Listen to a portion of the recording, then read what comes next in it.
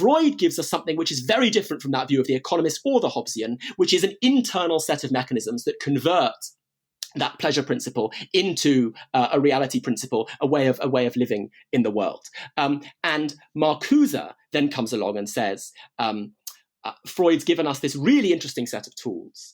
And actually, he's mostly right. This is a bit like the move Marx makes about the early classical political economists, right? Freud's mostly right about the society he describes, that it's working in this way. But he's wrong to miss the historical dynamic pointing to the specificity and the transcendence of that society. He's wrong to think that the reality principle must mean, for example, that I tell myself that I have to go to work, even though I don't want to.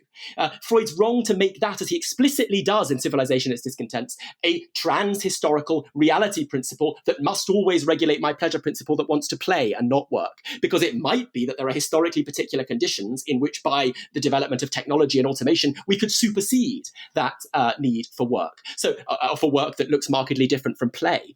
And so Marcuse is taking Freud's model in which we must regulate our pleasure principle with a reality principle, and not disagreeing with that, not saying, as some readers of this as a kind of crazy utopian text have thought, that we can simply live with the pleasure principle, but saying there might be historically changing reality principles.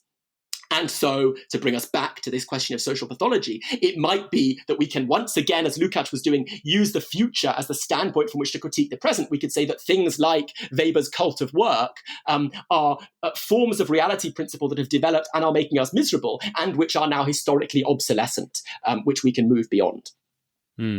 Yeah. One of the